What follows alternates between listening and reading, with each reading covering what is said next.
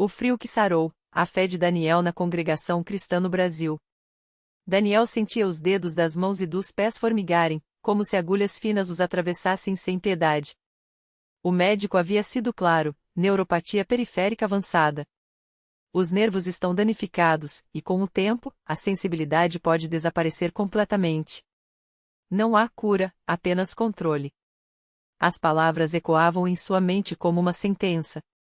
Aos 38 anos, ele já não conseguia segurar um copo sem derramar, e as noites eram uma tortura, o frio queimava sua pele, mesmo debaixo de cobertores. Remédios, fisioterapia, nada adiantava. A desesperança havia se instalado como um hóspede silencioso em sua casa. Era um domingo de manhã quando, ao passar em frente a um pequeno salão alugado no bairro do Brás, em São Paulo, Daniel ouviu vozes cantando sem acompanhamento de instrumentos.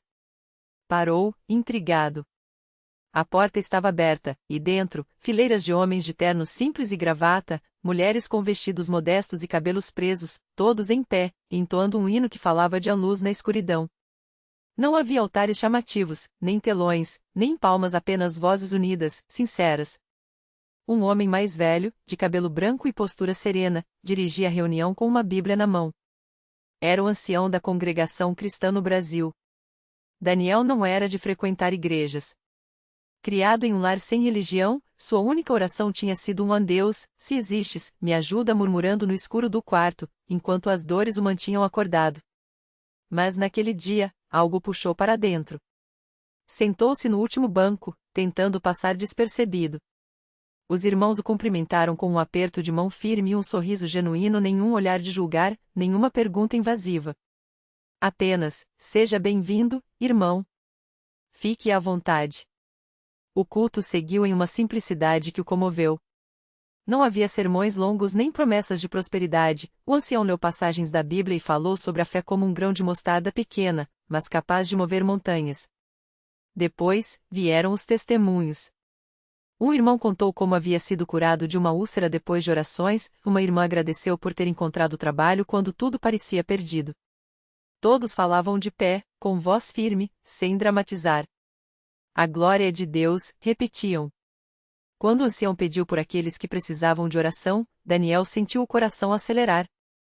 Suas mãos, sempre geladas, tremiam.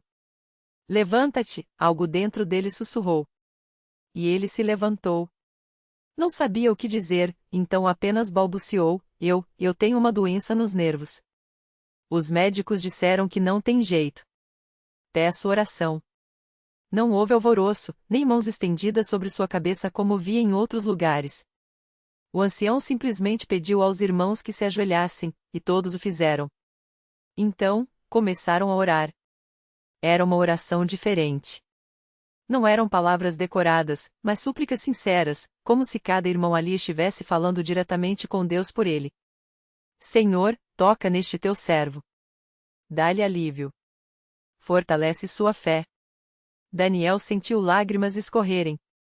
Ninguém o tocou, mas ele sentiu um calor estranho percorrer seu corpo, como se uma mão invisível o envolvesse.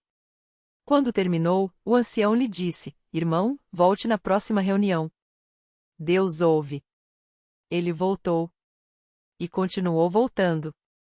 Não por obrigação, mas porque ali, entre aqueles irmãos humildes, sentia uma paz que não encontrava em nenhum remédio. Começou a participar das reuniões de doutrina, onde aprendia sobre o batismo nas águas e a Santa Ceia. Um dia, após um culto, uma irmã se aproximou: "Irmão Daniel, o senhor já pensou em ser batizado?" Ele hesitou. "Tenho medo, e se não adiantar?" Ela sorriu: "A fé não é sobre o que vemos, mas no que cremos. Deus não falha." No domingo seguinte, Daniel desceu às águas. O ancião o batizou em nome do Senhor Jesus, e quando ele emergiu, uma emoção indescritível o invadiu. Não foi um milagre instantâneo, suas mãos ainda doíam, o formigamento persistia, algo dentro dele havia mudado. Ele começou a orar em casa, sozinho, com a mesma simplicidade que via na igreja. "Senhor, se for da tua vontade, me cura. Mas se não for, dá-me forças." Passaram-se 3 meses. Uma manhã, enquanto tomava café, Daniel percebeu que o copo não tremia em suas mãos. Toquei-o com os dedos e sentiu. O frio havia desaparecido. Correu para o espelho, tocou o rosto, as pernas, os braços. A sensibilidade estava voltando. Não de uma vez, mas gradualmente, como um rio que retorna ao leito depois da seca. No culto daquele domingo, ele se levantou para dar testemunho. Sua voz falhou, mas as palavras saíram firmes: Irmãos, Deus me curou. Não foi de um dia para o outro, mas ele ouviu. Eu só precisava confiar. O ancião sorriu e disse algo que Daniel jamais esqueceria: o milagre não foi só a cura, irmão. Foi você aprender que Deus está no controle, mesmo quando não entendemos. Isso é fé. Hoje, Daniel serve na igreja. Ajuda a organizar os hinos, visita os doentes e sempre repete a mesma frase aos que chegam desesperados: Deus não muda. Ele é o mesmo ontem, hoje e sempre. Basta crer.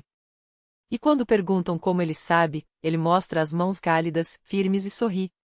Porque eu vi. E sinto, todos os dias. A vida de Daniel mudou tanto que até seus vizinhos notaram. Aquele homem que antes mal saía de casa, sempre com o rosto fechado e as mãos escondidas nos bolsos, agora cumprimentava a todos com um aperto de mão firme e um sorriso sincero. As crianças da rua, que antes tinham medo dele, agora corriam para abraçá-lo quando o viam passar. Tio Daniel, conta de novo como Jesus curou suas mãos, pediam, e ele, com paciência, repetia a história, sempre destacando que o verdadeiro milagre não tinha sido só a cura, mas a transformação do seu coração. Um dia, uma mulher chamada Marisa chegou à Universal arrastando os pés, com os olhos inchados de tanto chorar. Ela carregava uma carta de demissão e um diagnóstico médico que dizia que seu filho de 7 anos, Lucas, tinha uma doença rara nos ossos. Os médicos davam pouco tempo, e ela não tinha mais para onde correr. Foi quando viu Daniel na entrada, distribuindo folhetos com um sorriso tão tranquilo que pareceu um convite.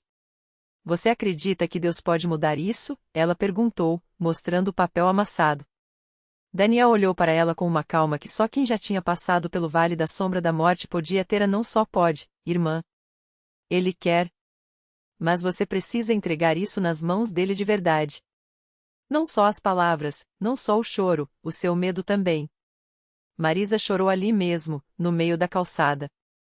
E Daniel, em vez de oferecer palavras vazias, contou sua própria história. Falou das noites em claro, do desespero, da raiva que sentiu quando achou que Deus o tinha abandonado. Mas também falou daquela manhã em que, no altar, ele finalmente soltou tudo até a última esperança guardada no fundo do peito, andou para frente como um homem quebrado e saiu de lá como um homem novo. Não foi fácil, ele disse. Mas valeu cada lágrima. Marisa começou a frequentar os cultos. No início, ela ia mais por obrigação do que por fé, mas Daniel e os obreiros não desistiram dela. Toda semana, alguém orava com ela. Toda semana, ela ouvia: Deus está trabalhando, mesmo que você não veja. Até que, 3 meses depois, um novo exame mostrou algo que os médicos chamaram de inexplicável: os ossos de Lucas estavam se regenerando. Não havia explicação científica. A doença, que deveria ter piorado, estava recuando. No dia em que Marisa subiu ao altar para dar seu testemunho, Daniel estava lá, em pé, ao lado do pastor. Quando ela terminou de falar, emocionada, ele se aproximou e segurou a mão dela, aquela mão que já fora fria e dormente, agora quente e cheia de vida. Viu? Ele sussurrou. Deus não muda. Ele só espera que a gente pare de lutar contra ele e comece a confiar. Anos se passaram. Daniel já não era mais aquele homem que entrava na igreja arrastando os pés. Agora, ele liderava um grupo de oração para pessoas com doenças crônicas. Toda semana, ele ouvia histórias de dor, mas também via milagres acontecerem: um homem que recuperou a visão, uma mulher que saiu da cadeira de rodas, um jovem livre das drogas. E em cada uma dessas vitórias, ele via a mesma coisa: não era a cura em si que transformava as pessoas, mas o encontro com um Deus que não desiste delas. Certa vez, um rapaz chamado Tiago, recém-chegado à igreja, lhe perguntou: como o senhor tem tanta certeza de que Deus vai responder? Daniel sorriu e mostrou as mãos daqueles dedos que já tinham sido retorcidos pela doença, agora retos e fortes. Porque eu já estive do outro lado. Já gritei, já duvidei, já pensei que tudo estava perdido. Mas Deus me mostrou que, mesmo quando a gente não vê saída, Ele está preparando algo maior. O milagre não é só o que a gente pede. É o que ele faz em nós enquanto esperamos. E assim, a história de Daniel se multiplicava. Não porque ele fosse especial, mas porque ele tinha aprendido a coisa mais simples e mais difícil do mundo: confiar. E essa fé, como um rio que transborda, seguia alcançando mais vidas, provando que, na Universal, os milagres não são lendas. São realidades que começam quando a gente decide soltar o controle e deixar Deus ser Deus. Naquela mesma semana, uma mulher chamada Marisa entrou na Universal arrastando os pés, o rosto marcado pelo cansaço de anos lutando contra uma depressão que parecia não ter fim. Ela já tinha tentado de tudo: remédios, terapias, palavras de ânimo de amigos, mas nada preenchia aquele vazio que doía mais que qualquer dor física. Quando viu Daniel no altar, testemunhando com aquelas mãos que antes eram deformadas e agora estavam perfeitas, algo dentro dela estremeceu. Se Deus fez isso por ele, será que pode fazer algo por mim? Marisa não conseguiu segurar as lágrimas quando o pastor chamou os que precisavam de um milagre para vir à frente. Ela se levantou com as pernas trêmulas, como se cada passo fosse uma batalha contra a voz dentro dela que gritava: não adianta. Nada vai mudar. Mas quando o pastor impôs as mãos sobre sua cabeça e começou a orar com autoridade, Marisa sentiu algo que não sentia há anos: uma paz que não vinha dela mesma. Era como se uma mão invisível tirasse um peso enorme de suas costas. Filha, Deus está te libertando agora, declarou o pastor, enquanto a congregação clamava em uníssono. E então, como se um véu fosse rasgado, Marisa sentiu o coração leve. Não foi um alívio passageiro, não foi uma emoção momentânea. Era diferente. Era como se ela acordasse de um sono longo e escuro e, de repente, enxergasse cores novamente. As lágrimas que caíam agora não eram de dor, mas de uma alegria que ela nem sabia que ainda poderia existir.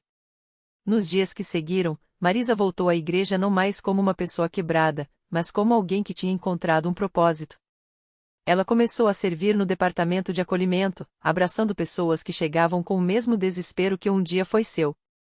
Eu sei como você se sente, ela dizia, segurando suas mãos. Mas Deus não desistiu de você. Ele me provou isso. Enquanto isso, Daniel continuava a sua jornada. Agora, além de testemunhar, ele ajudava na campanha de fé da igreja, levando pessoas a crerem no impossível. Um dia, um homem chamado Roberto, paralítico há 7 anos após um acidente, foi trazido à Universal em uma cadeira de rodas. Os médicos tinham dito que ele nunca mais andaria. Mas quando Roberto ouviu a história de Daniel e viu Marisa, antes presa à depressão e agora cheia de vida, algo nele acendeu. Pastor, eu quero crer. Mas é tão difícil, confessou Roberto, com a voz embargada. O pastor sorriu e colocou a mão em seu ombro. A fé não é sobre a gente ser forte. É sobre reconhecer que Ele é. Você não precisa ter todas as respostas. Só precisa dar um passo. E foi o que Roberto fez. Naquela noite, enquanto a igreja orava por ele, Roberto sentiu um calor percorrer suas pernas dormentes. De início, foi apenas um formigamento. Depois, uma contração nos músculos. E então, com lágrimas nos olhos, ele se levantou. Primeiro apoiado, depois sozinho. Os gritos de alegria explodiram no templo quando Roberto deu seus primeiros passos em anos, enquanto Daniel e Marisa, ao seu lado, choravam sem conseguir conter a emoção. Isso não é coincidência, gritou Roberto, abraçando o pastor. Isso é Deus. E assim, como um efeito dominó, os milagres continuavam. Não porque aqueles que os recebiam fossem mais merecedores que outros, mas porque, na Universal, as pessoas aprendiam uma verdade simples: Deus não muda as circunstâncias só para nos dar o que queremos, mas para nos transformar em quem Ele sabe que podemos ser. Cada testemunho era uma prova de que, quando a gente solta o controle e confia, o impossível vira realidade. E a história não parava por aí. Porque toda vez que alguém como Daniel, Marisa ou Roberto decidia acreditar contra a esperança, mais uma vida era tocada. Mais um coração era curado. Mais uma família era restaurada. E o que começava como um suspiro de fé dentro de um templo se tornava um grito de vitória que ecoava muito além daquelas paredes: Deus está vivo, e Ele ainda faz milagres. Era uma tarde de quarta-feira, dia de jejum na Universal, quando a irmã Cláudia entrou no templo com os olhos inchados de tanto chorar. Ela não aguentava mais. O médico tinha dado o veredicto final: seu filho Lucas, de apenas 7 anos, tinha uma doença rara no sangue, e os tratamentos não estavam funcionando. Não há mais o que fazer, disseram. Mas Cláudia não aceitou. Se Deus ressuscitou Lázaro, se ele abriu o Mar Vermelho, então ele poderia salvar o Lucas também. Ela se ajoelhou no altar, com as mãos trêmulas segurando uma foto do menino. Não tinha forças nem para orar direito, só conseguia repetir: Senhor, eu não tenho mais ninguém, só o Senhor pode me ajudar. Foi então que a obreira Marta se aproximou, colocou a mão no ombro dela e disse com firmeza: Irmã, hoje não é dia de chorar. É dia de lutar. Deus já deu a palavra, seu filho vai viver. Cláudia não sabia como, mas algo dentro dela acendeu. Ela se levantou, enxugou as lágrimas e começou a declarar: Lucas está curado. Em nome de Jesus, o sangue dele está purificado. Não era só esperança, era uma certeza que ela não conseguia explicar. Naquela noite, ela voltou para casa e, contra a vontade dos médicos, tirou o soro do filho. Mãe, eu tô com fome, Lucas disse pela primeira vez em semanas. E quando os exames saíram alguns dias depois, os médicos ficaram boquiabertos, não havia mais nenhum vestígio da doença. Mas o milagre não parou no Lucas. O pai dele, que havia abandonado a família anos antes, apareceu no hospital no dia da alta. Eu sonhei com um anjo que me disse para vir aqui, ele confessou, com lágrimas nos olhos. Hoje, a família está reunida, e o menino, que os médicos disseram que não passaria do Natal, corre pelo pátio da igreja brincando com as outras crianças. E assim, como gotas que formam um rio, os milagres se multiplicavam. A Dona Maria, que há 10 anos não conseguia engravidar, chegou chorando no templo com um exame positivo nas mãos. O irmão João, viciado em drogas por 15 anos, entrou na igreja arrastado pela mãe e saiu livre, com um emprego e um propósito novo. Até a vizinhança começou a notar: tinha algo diferente naquela igreja. Não eram só palavras bonitas, eram vidas mudadas. Porque na Universal, as pessoas aprendiam que milagre não é só o que a gente vê. É a mãe que consegue perdoar o filho que a traiu. É o homem que, depois de anos amargurado, sorri de novo. É a família que se reconcilia depois de décadas de brigas. Deus não muda só as circunstâncias, ele muda o coração. E toda vez que alguém entrava naquele templo com uma dor, saía com um testemunho. Toda vez que o impossível se tornava possível, mais gente descobria: a fé não é sobre ter todas as respostas, mas sobre confiar em quem as tem. Porque quando a gente para de duvidar e começa a crer, o céu se move. E os milagres? Eles não param. Eles só começam. Era o caso de Dona Maria, uma senhora de 62 anos que chegava arrastando os pés e uma dor que já durava mais de uma década. Os médicos tinham dito que sua coluna estava tão desgastada que nem cirurgia adiantaria mais. Vai ter que aprender a conviver com isso, disseram. Mas conviver, para ela, era sinônimo de sofrer. Cada passo era uma facada, cada noite, uma batalha contra as lágrimas. Até que um dia, sua neta, que havia sido curada de uma forte enxaqueca depois de participar de uma corrente de oração na Universal, a levou pelo braço e disse: Vó, se Deus fez por mim, Ele faz por você também. Vamos só uma vez. Se não der certo, a gente para. Dona Maria entrou manca, apoiada no braço da neta e em uma bengala que já fazia parte dela há anos. O pastor, ao vê-la, não ofereceu palavras vazias. Hoje, sua dor acaba aqui, disse com uma convicção que fez o coração dela tremer. Não foi um sermão longo, nem uma oração cheia de palavras difíceis. Foi um grito de fé, simples e direto: em nome de Jesus, esta coluna é restaurada. E então, algo que nem ela mesma conseguia explicar aconteceu. Primeiro, um calor intenso percorreu suas costas, como se mãos invisíveis estivessem ajustando cada osso, cada nervo. Depois, uma leveza. Dona Maria soltou a bengala sem perceber. Só quando a neta gritou, emocionada: Vó, você está de pé, é que ela olhou para os próprios pés, firme no chão, sem dor. Sem a bengala. Sem o peso de anos de sofrimento. Ela deu um passo. Depois outro.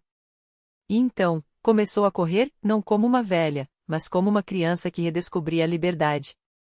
O templo explodiu em glórias, e até os mais céticos que estavam ali pela primeira vez sentiram algo mexer dentro deles. Mas o milagre de Dona Maria não parou ali. Na semana seguinte, ela voltou à igreja, dessa vez trazendo o marido, um homem cético que sempre ria das coisas de religião. Se foi milagre, prove, ele desafiou. E ela provou. Subiu e desceu as escadas do templo sem gemer, dançou no culto, levantou os braços sem uma sombra de dor. O marido, com os olhos cheios d'água, só conseguiu balbuciar: "Isso não é normal." E o pastor sorriu: "Não é normal, não. É sobrenatural." E assim, como um efeito dominó, as vidas começaram a se transformar. O marido de Dona Maria, que há anos bebia para afogar as mágoas, jogou fora todas as garrafas depois de uma noite de oração. O filho deles, desempregado há 2 anos, recebeu uma ligação no dia seguinte com uma proposta de trabalho. A família que chegará dividida saía unida, com um propósito: servir a Deus e contar a todos que a fé não é teoria, é experiência. Porque na Universal, os milagres não são contados apenas nos púlpitos. Eles estão nos olhos de quem chora de alegria, nas mãos que se levantam livres de dor, nos corações que encontram paz depois de tanto turbilhão. Eles estão no jovem que largou as drogas depois de sentir o toque de Deus, na mulher que engravidou depois de anos de infertilidade, no homem que deixou o vício e hoje lidera um grupo de apoio na igreja. E toda vez que as portas do templo se abrem, é como se o céu dissesse: hoje, mais uma vida vai mudar. Porque Deus não escolhe os perfeitos, que Ele perfeiciona os escolhidos. E na Universal, ninguém sai como entrou. Sempre leva algo a mais: esperança, cura, ou a certeza de que, não importa o tamanho do problema, há um Deus que é maior. E que, quando a gente menos espera, Ele age. Sempre no tempo certo. Sempre do jeito que só Ele sabe. E foi assim que, numa tarde comum de domingo, entre louvores e lágrimas, Maria seguiu até o altar com as pernas ainda trêmulas da última quimioterapia. Os médicos haviam dito que era tarde, que o câncer já havia se espalhado demais.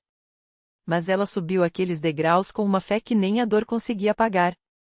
Quando o pastor orou por ela, não houve relâmpagos nem vozes do céu, apenas um silêncio profundo, como se o próprio ar respirasse alívio. Dias depois, os exames voltaram limpos. Os médicos balançaram a cabeça, incrédulos. Maria sorriu: Deus não precisou de aplausos. Ele só precisou que eu confiasse. Porque os milagres não são só os que viram manchete. Eles estão no idoso que voltou a andar depois de anos na cadeira de rodas, na mãe que encontrou forças para perdoar o filho que a magoou, no desempregado que recebeu a ligação da vaga no exato minuto em que orava. São sinais de que, mesmo quando o mundo diz a não, Deus sussurra: espere. Eu ainda não acabei. A lição. A vida pode ser dura, as batalhas podem parecer intermináveis, mas a fé não é a certeza de que tudo sairá como queremos, é a convicção de que, no final, nada ficará como estava. Deus não muda as circunstâncias só para nos agradar, Ele as transforma para nos aprimorar. E quando menos esperamos, lá está Ele, no abraço de um estranho que se torna família, na música que toca no rádio justo quando o coração está partido, na paz que invade a alma depois da tempestade. Porque na Universal, e na vida, ninguém sai como entrou. Alguns levam a cura no corpo, outros no espírito. Mas todos levam a marca de um Deus que não desiste, que escreve recomeços em páginas rasgadas e faz brotar vida onde só havia cinzas. E se hoje você está com as mãos vazias, saiba, é justamente assim que Ele gosta de trabalhar. Para que, quando a bênção chegar, você saiba, sem sombra de dúvida, isso só poderia ser coisa dele.